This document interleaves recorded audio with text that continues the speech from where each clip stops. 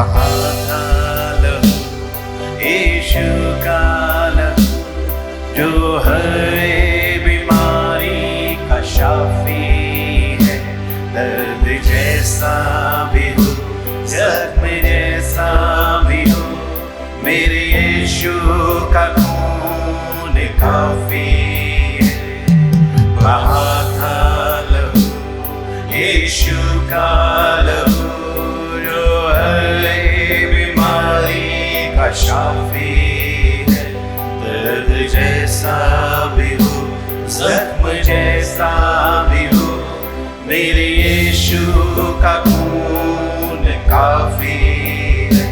आज जिंदा हूँ मैं, ना शर्मिंदा हूँ मैं, उस खुदा की मेहरबानी है। आज जिंदा हूँ मैं, ना शर्मिंदा हूँ मैं, उस खुदा की मेहरबानी है। ये क्रूस की जो कहानी है, पैगाम ये आसमानी है। बख्शीश ये गैर फानी है, दे दी अबदी जिंदगानी है।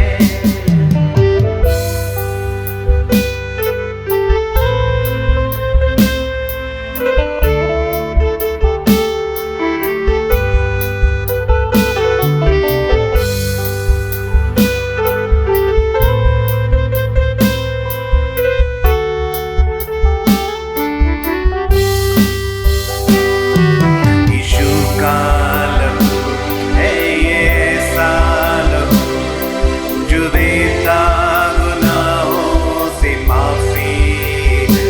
पाप जैसा भी हो, शाप जैसा भी हो, मेरे यीशु का खून काफी है।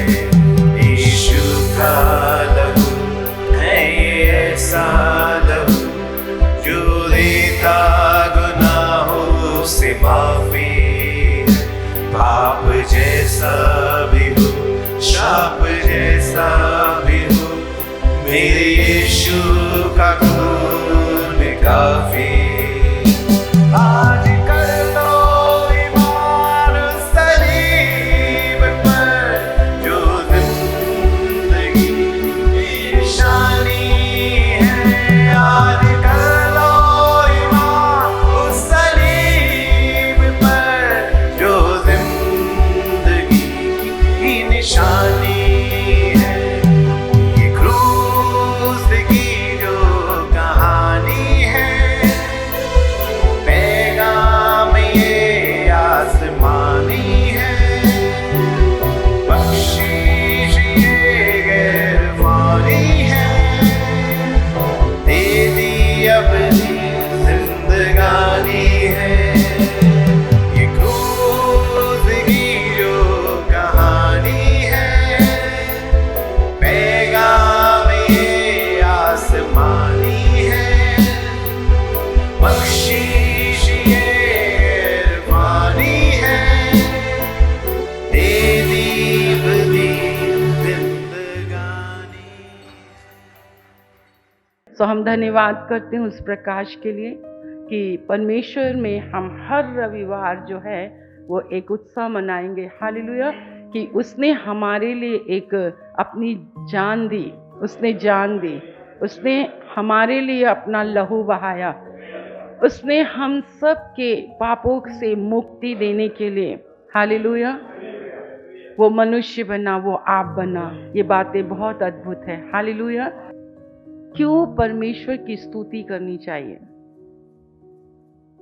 क्यों परमेश्वर की प्रशंसा करना चाहिए? और आपको और मुझको परमेश्वर ने ये कहा है कि परमेश्वर की पहचान के ज्ञान में, जब तक कि हम परमेश्वर की पहचान के डील-डॉल में ना बढ़ जाएं, आपको और मुझको परमेश्वर को जानने की आवश्यकता है। आज हम प्रभु भोज में शामिल होंगे। परमेश्वर का बहुत धन्यवाद कि उसने मेरे और आपके लिए ये विधि रखी है।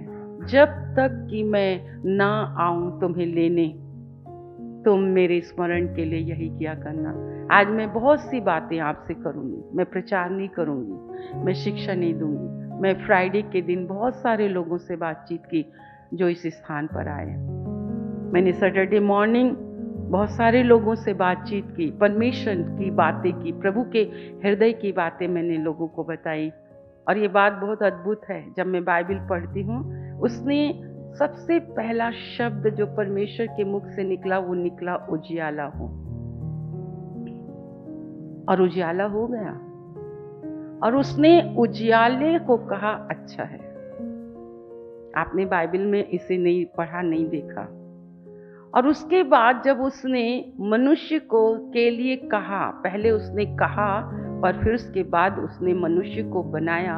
और जब उसने मनुष्य को अपने समान और अपने जीवन की श्वास उसके अंदर फूका, और जब मनुष्य को उसने आदम को देखा तो कहा बहुत अच्छा है। दो चीज के लिए प्रभु ने कहा बहुत अच्छा है। एक उजियाले को कहा अच्छा है, और एक आदम को कहा बहुत अच्छा है। अपने पड़ोसी से कहें, जब उसने मनुष्य को बनाया और देखा तो कहा बहुत अच्छा है। जब वो आपको ऐसे स्थान में, आपकी आत्मा में जब काम करता है, कोई भी काम, परमेश्वर मेरी आत्मा में बहुत काम करता है, वो रोज काम करता है।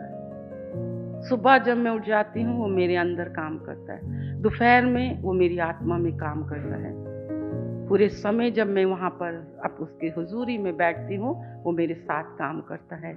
और वो जो काम कर लेता है तो मेरी आत्मा के विषय में वो रोज कहता है बहुत अच्छा है, मुझे अच्छा लगा। Hallelujah, hallelujah. इस कलीसिया का नींव का पत्थर यीशु मसीह है। बैठेंगे, सियोन का पत्थर यीशु मसीह है, जीवता पत्थर यीशु मसीह है, चुना हुआ पत्थर यीशु मसीह है।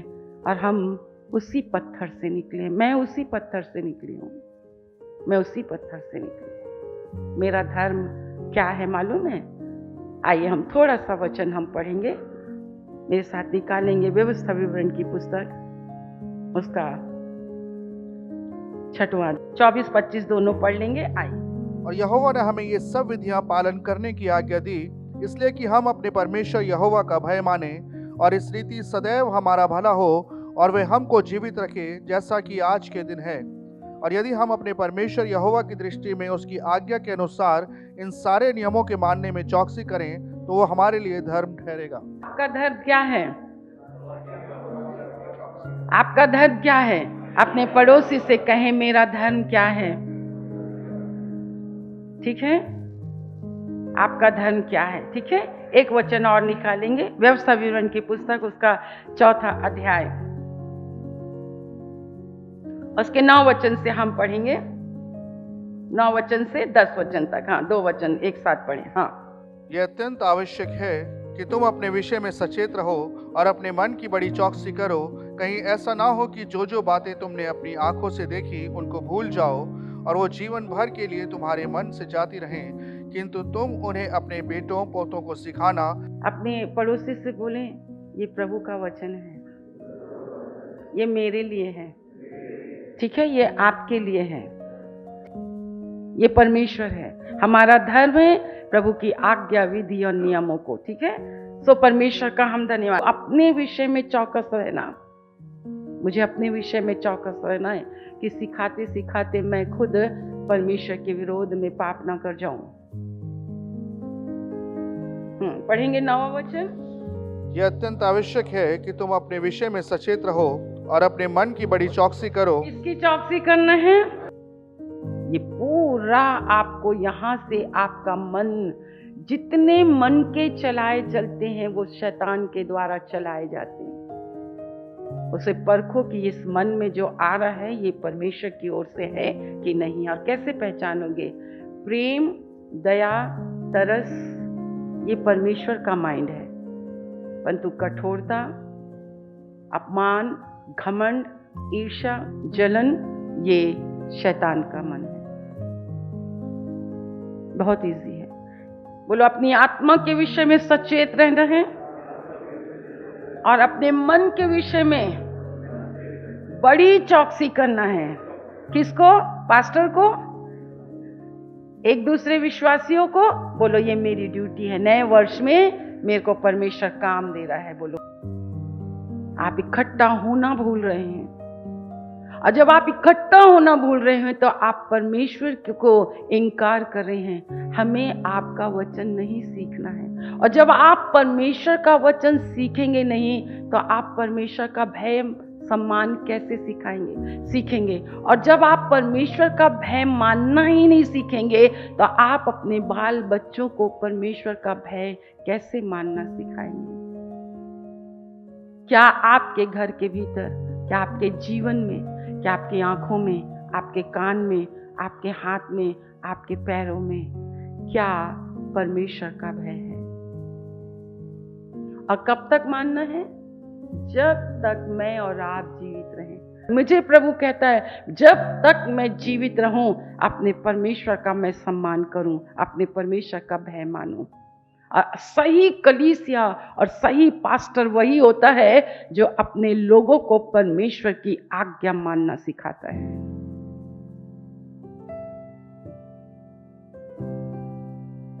ये वचन है, ये दर्पण है। बोलो आशीष वो नहीं जो मेरे साथ नहीं जाएगी, आशीष वो है जो मेरे साथ जाएगी। पिता पुत्र पवित्र आत्मा की सहभागिता संगति आत्मा मेरे साथ स्वर्ग जाएगी, और स्वर्ग के दूत मुझे अधोलोक में नहीं इब्राहिम की गोद में, जब तक कि श्वेत सिंहासन के सामने मैं और आप प्रतिफल पाने के लिए नहीं, बदला के लिए नहीं। देखो दोनों चीजें हैं, आप प्रतिफल भी पाएंगे या फिर आप बदला पाएंगे। मैं तो प्रतिफल के लिए हूं और हम भी प्रतिफल के लिए, अवार्ड के लिए। प्रभु का हम बहुत धन्यवाद करते हैं इस चीज के लिए। आप मेरे साथ आएंगे निर्गमन की पुस्तक। परमेश्वर ने होरेब पर्वत पर एक बार फिर से मूसा को बुलाया इस्राएलियों के लिए। इस्राएली वे हैं आप और मैं जो मिस्र से, संसार से, बोलो हम संसार से निकल रहे हैं। संसार की रीति विधि नियमों से हम निकल रहे हैं, संसार की परंपराओं से हम निकल रहे हैं, संसार की बातों से प्रभु हमको निकाल रहा है। निर्गमन पुस्तक का अर्थ है निकालना, खुदा हमें निकालता है। और जो आज्ञा, जो विधि, जो नियम परमेश्वर ने मूसा से कहे कि अब तू नीचे उतर, और जो बातें मैंने तुझसे कही है तू इस्राएलियों से कहना, तू इस्राएलियों से कहना और वो तेरी मानेंगे। ये एक परीक्षा होती है आपकी और मेरे लिए। परमेश्वर की ये इच्छा है। और जब परमेश्वर ने मूसा को कहा, मूसा ने इस्राएलियों से कहा, तो आइए उसके निर्गमन की पुस्तक 39 अर्थात जो आज्ञा यहोवा ने मूसा को दी थी उन्हीं के अनुसार इस्राएलियों ने सब काम किया। आइए हम सब कहें 42 पद को, 39 निर्गमन की पुस्तक 39 अध्याय और उसके 42 वचन को आप पढ़ें। हर स्त्री, हर घराना, हर पुरुष, हर जवान, हर टीन एज के बच्चे, हाँ जी, अर्थात जो आज्ञा यहोवा ने मूसा को दी थी उन्हीं के अनुसार इस्राएलियों ने सब काम किया। बोलो उन्हीं के अनुसार इस्राएलियों ने सब काम किया। और उसके लगा जो आज्ञा मूसा को दी थी यहोवा ने, उन्हीं के अनुसार इस्राएलियों ने किया। ठीक है, पढ़ा आपने? बोलो आज्ञा मानना हमारा धर्म है। बोलो आज्ञा मानना हमारा धर्म है। ओके, उसके 42 वचन 43 को पढ़ेंगे। तब मूसा ने सारे काम का निरीक्षण करके देखा। तब मूसा ने, देखो मूसा ने निरीक्षण किया, जांचा। आपके काम जांचे जाते हैं। बोलो मेरे काम जांचे जाते हैं। जो बातें परमेश्वर हमको कहने के लिए कहता है, अगर आप परमेश्वर के लोगों की बातों को, आज्ञा को मानते हो तो उसकी जांच होती है, उसकी निरीक्षण होती है। परमेश्वर का धन्यवाद हो। और बाइबल कहती है आशीष पाने के लिए जब आप जांचे जाते हैं, आपकी प्रार्थना, आपका विश्वास, आप जो कुछ भी परमेश्वर की आज्ञा के अनुसार, यहाँ तक कि प्रभु भोज भी, बोलो प्रभु भोज एक आज्ञा है। बोलो प्रभु भोज एक आज्ञा है। विश्राम वार के दिन को मानना एक आज्ञा है, आज्ञा है, एक आज्ञा है। समय पर आना एक आज्ञा है। आदर के साथ आना एक आज्ञा है। सुनने के लिए समीप आना एक आज्ञा है, एक आज्ञा है। सब चीज को आपको मुझको आज्ञा मिलती है, और जब आप इस आज्ञा का पालन करते हैं तो जांच होती है, जांचा जाता है कि आप ये आज्ञा का पालन सचमुच में परमेश्वर की ने जो बातें कही है उसके अनुसार कर रहे हैं, कि आप लापरवाही से कर रहे हैं, डर के कर रहे हैं कि नहीं कर रहे हैं। जब आप जांचे गए तो क्या लिखा है? तो मूसा ने सारे काम का निरीक्षण करके देखा कि उन्होंने यहोवा की आज्ञा के अनुसार सब कुछ किया है, और मूसा ने उनको आशीर्वाद दिया। मूसा की आज्ञा के अनुसार किया कि परमेश्वर की आज्ञा के अनुसार सब कुछ किया है। बोलो यहोवा की आज्ञा के अनुसार। बोलो नए वर्ष में यहोवा की आज्ञा के अनुसार, मनुष्य की आज्ञा के अनुसार नहीं, परमेश्वर की आज्ञा के अनुसार जब उन्होंने किया तो मूसा ने उनको आशीर्वाद दिया। किसने उनको आशीर्वाद दिया? तो आशीष आप अपने आप पाते हैं, यही तो प्रकाश है, यही प्रकाशन है। अपने यीशु मसीह के परमेश्वर पिता का जो महिमा का परमेश्वर है, उससे समझ और ज्ञान की आत्मा मांगो कि जब आपकी आज्ञा पालन का निरीक्षण किया जाता है कि तुमने इस आज्ञा का पालन परमेश्वर के अनुसार किया है, इस विधि को तुम खा रहे हो, खाने की विधि है, मिलाप वाले तंबू में आने की विधि है।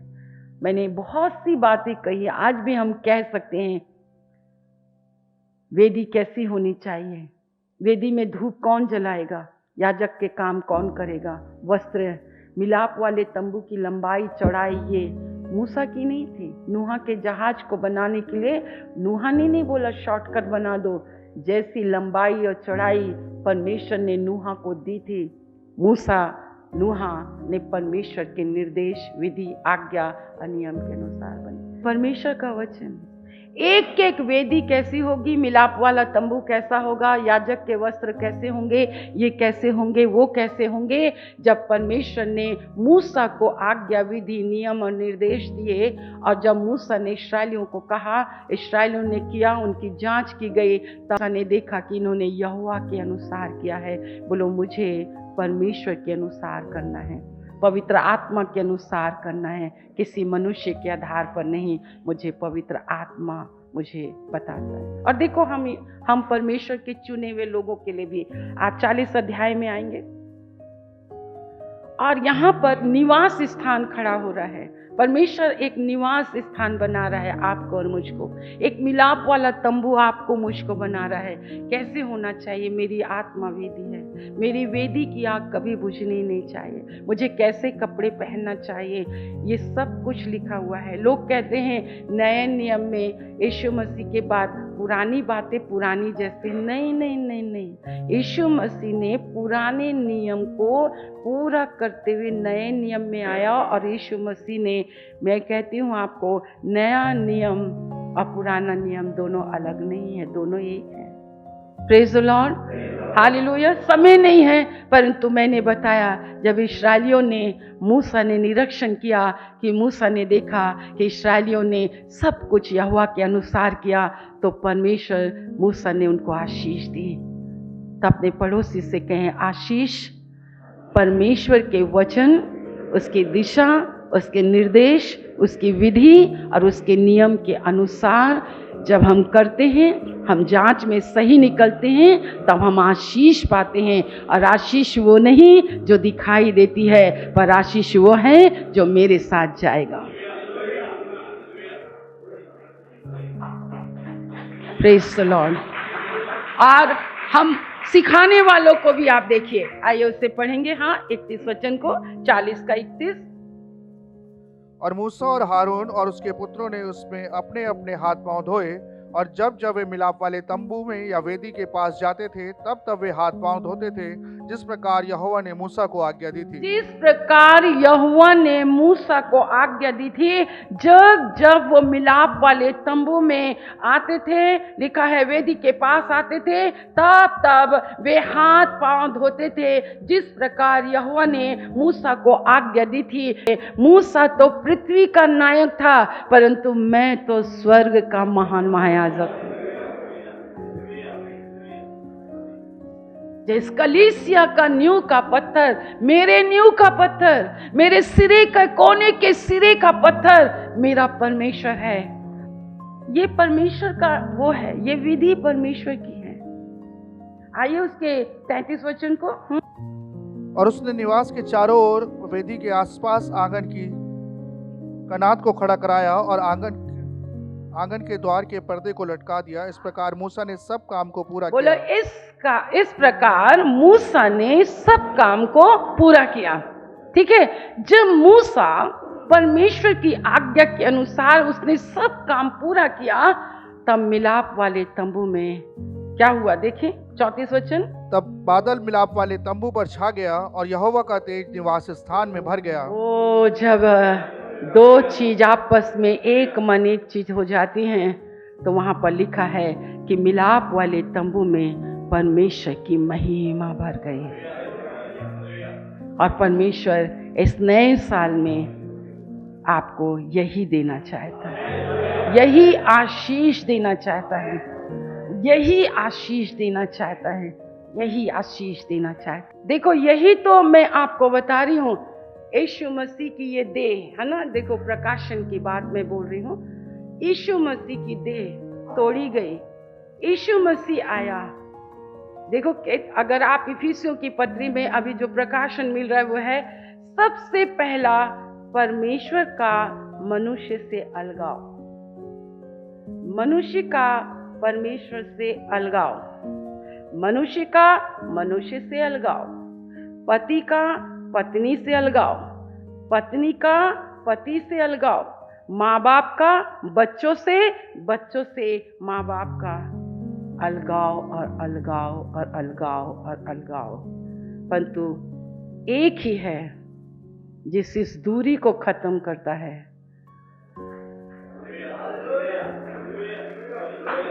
आप किसी को जोड़ नहीं सकते, किसी को मिला नहीं सकते, किसी से भी वो नहीं कर सकते हो। ये यीशु मसीह ने जो कड़ी जोड़ी है ना मेरी पिता के साथ, इसलिए मैं जय जयकार करती हूँ, इसलिए मैं स्तुति करती हूँ। क्या ही धन्य है वो पुरुष, वो घराना, वो समाज जिसका यहोवा प्रभु परमेश्वर। क्या ही धन्य है CLC कलीसिया जिसका बनाने वाला परमेश्वर है। Oh, thank you Lord, thank you Lord, hallelujah.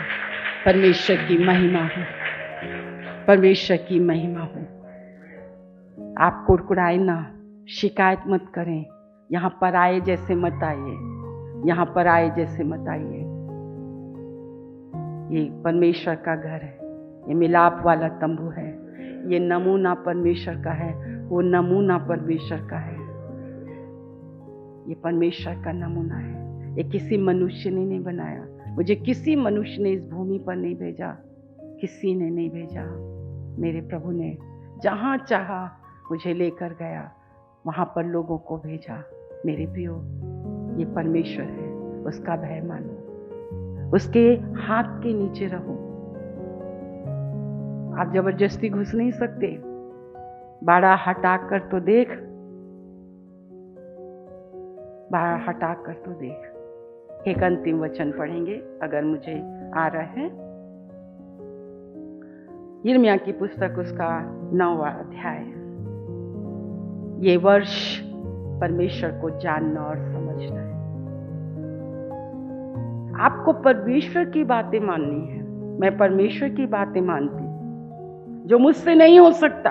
हमारे अंदर भी बहुत सी कमजोरियां हो जाती हैं, परंतु जब परमेश्वर अपने घर का प्रबंधक बनाया है, आपको हाथ के नीचे रखा है, तो सोटा बजाना ये उसकी ओर से, स्वर्ग से अधिकार है। क्योंकि ये मेरा नेचर नहीं है, ये मेरा नेचर बिल्कुल यिर्मयाह की तरह।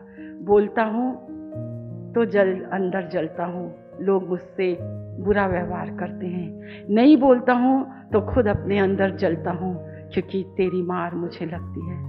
मैं तो एक अधमुए बच्चे के समान। वो यहाँ तक कहता, प्रभु अगर मैं माता के गर्भ में ही मर जाता।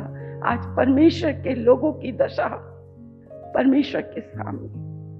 हम नहीं बोलते हैं, प्रभु हमसे नाराज हो जाता है। हम बोलते हैं, मनुष्य नाराज हो जाता है। आप क्या सोचते हैं प्रभु की सेवा करना आसान है? उनके लिए आसान है जो तनख्वाह लेकर करते हैं, जो मनुष्यों को खुश करते हैं, परंतु जो खुदा को खुश करने के लिए जीते हैं वो अकेले रहते हैं, वो रोते हैं, वो विलाप करते हैं, दुख होता है। क्या आपके अंदर कभी इतना दुख हुआ है? दाऊद भी कहता है, मेरे आंख से आंसू बहते हैं। क्यों? क्योंकि तेरे लोग तेरी व्यवस्था को नहीं मानते। ये मेरा दुख, ये मेरा रोना इस कलीसिया के लिए आपको बदलना है, और मैं नहीं बदल सकती। मेरा प्रभु, मेरे प्रभु की आत्मा, मेरे प्रभु का जीवन, ये उसकी देह, इसे खाओ। और मैं कैसे उसकी देह को मैं इसलिए खाती हूँ कि मेरा पापमय शरीर उस देह को खाने के बाद बार बार पाप करके मैं अपने यीशु को क्रूस पर नहीं चढ़ाना चाहती। मैं परमेश्वर की सेवा करती हूँ। आइए उसे पढ़ें, 23 वचन 9 का 23।